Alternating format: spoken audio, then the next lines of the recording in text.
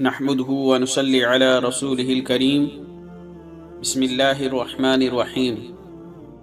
صرف 5 منٹ کا مدرسہ قرآن و حدیث کی روشنی میں 20 محرم الحرام۔ نمبر 1، اسلامی تاریخ۔ حضرت ابراہیم علیہ السلام کی آزمائش۔ حضرت ابراہیم علیہ السلام کی دعوت کی خبر آہستہ آہستہ بادشاہ نمرود کو بھی پہنچ گئی، جس نے خدائی کا دعویٰ کر رکھا تھا۔ بادشاہ نے حضرت ابراہیم علیہ السلام کو بلوایا، مگر اس عظیم پیغمبر نے وہاں بھی اللہ تعالیٰ کی وحدانیت اور اس کی صفات کو خوب اچھی طرح واضح کیا، جس سے بادشاہ لاجواب ہو گیا اور دشمنی پر اتر آیا۔ اب ہر ایک نے مل کر انہیں سزا دینے کی تدبیر کی، اور بادشاہ کے مشورے پر قوم کے لوگوں نے ایک خاص جگہ میں کئی روز تک آگ دہکائی، جس کے شعلوں سے آس پاس کی چیزیں جھلسنے لگی۔ جب لوگوں کو یقین ہو گیا کہ حضرت ابراہیم علیہ السلام اس آگ سے زندہ بچ کر ہرگز نہیں نکل سکیں گے، تو ان کو اس آگ میں ڈال دیا، مگر رب العالمین کی مدد اور اس کی زبردست طاقت کے سامنے ان کم عقلوں کی تدبیریں کہاں چل سکتی تھیں۔ اللہ تعالیٰ نے آگ کو حکم دیا کہ اے آگ، تو ابراہیم پر سلامتی کے ساتھ ٹھنڈی ہو جا۔ آگ شعلوں اور انگاروں کے باوجود اسی وقت ٹھنڈی ہو گئی، اور حضرت ابراہیم علیہ السلام اس میں صحیح سالم رہے۔ باطل پرستوں کا یہ خطرناک فیصلہ بھی حضرت ابراہیم علیہ السلام کے قدموں کو ڈگمگا نہ سکا۔ جب اللہ کی قدرت اور معجزے کو دیکھنے کے بعد بھی لوگوں نے ایمان قبول نہیں کیا، تو حضرت ابراہیم علیہ السلام نے ہجرت کر کے وطن چھوڑنے کا ارادہ فرما لیا، اور اپنی بیوی حضرت سارہ اور اپنے بھتیجے حضرت لوط علیہ السلام کو لے کر فلسطین کی طرف ہجرت کر گئے۔ اس دوران دین کی دعوت کا فریضہ بھی انجام دیتے رہے۔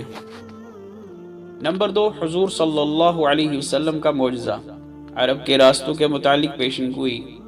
ایک مرتبہ آپ صلی اللہ علیہ وسلم نے عدی بن حاتم رضی اللہ عنہ سے فرمایا، اے عدی، اگر تیری عمر لمبی ہوگی تو تو دیکھے گا کہ اونٹ پر سوار اکیلی عورت حیرا، ایک جگہ کا نام ہے، حیرا سے چلے گی یہاں تک کہ کعبہ کا طواف کرے گی، اور اللہ کے علاوہ اس کو کسی کا ڈر نہ ہوگا۔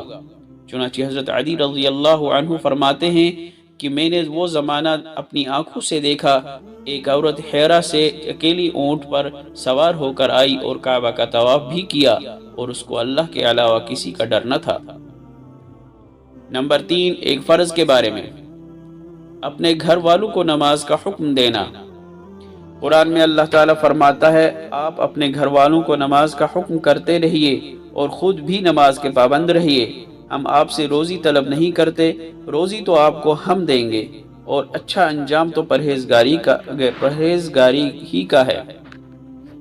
نمبر 4، ایک سنت کے بارے میں۔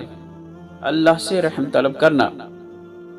قرآن میں اللہ تعالیٰ نے حضرت موسیٰ علیہ السلام کی دعا کا ذکر فرمایا، جو کہ انہوں نے کوہ طور پر جاتے وقت پڑھی تھی۔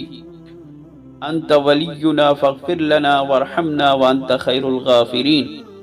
ترجمہ، اے اللہ، آپ ہی ہماری خبر رکھنے والے ہیں، اس لیے ہماری مغفرت اور ہم پر رحم فرما، اور آپ سارے معاف کرنے والوں سے بہتر معاف کرنے والے ہیں۔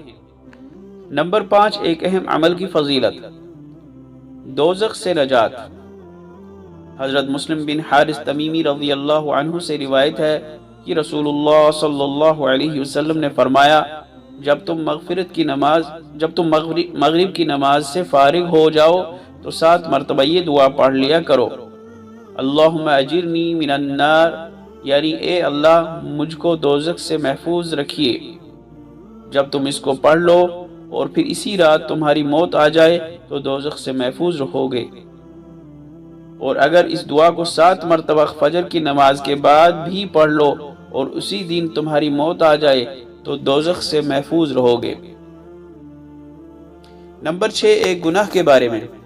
جھوٹی تہمت لگانا۔ قرآن میں اللہ تعالیٰ فرماتا ہے، جو لوگ مسلمان مردوں اور مسلمان عورتوں کو بغیر کسی جرم کے تہمت لگا کر تکلیف پہنچاتے ہیں، تو یقیناً وہ لوگ بڑے بہتان اور کھلے گناہ کا بوجھ اٹھاتے ہیں۔ نمبر 7، دنیا کے بارے میں۔ دنیاوی زندگی ایک دھوکہ ہے۔ قرآن میں اللہ تعالیٰ فرماتا ہے اے لوگو بے شک اللہ تعالیٰ کا وعدہ سچا ہے، پھر کہیں تم کو دنیاوی زندگی دھوکہ میں نہ ڈال دے اور تم کو دھوکہ باز شیطان کسی دھوکے میں نہ ڈال دے۔ یقیناً شیطان تمہارا دشمن ہے، لہٰذا تم بھی اسے اپنا دشمن ہی سمجھو۔ نمبر 8، آخرت کے بارے میں پل صراط سے نجات۔ رسول اللہ صلی اللہ علیہ وسلم نے فرمایا قیامت کے دن لوگوں کو پل صراط پر سوار کیا جائے گا تو وہ اس کے کنارے سے اس طرح سے گریں گے جس طرح سے پتنگے آگ میں گرتے ہیں، بس اللہ تعالیٰ جسے چاہیں گے اپنی رحمت سے نجات عطا فرمائیں گے۔ نمبر 9، طب نبوی سے علاج، معدہ اور پرانی کھانسی کا علاج۔ حضرت علی رضی اللہ عنہ نے فرمایا انار کو اس کے اندرونی چھلکے سمیت کھاؤ کیونکہ یہ معدے کو صاف کرتا ہے۔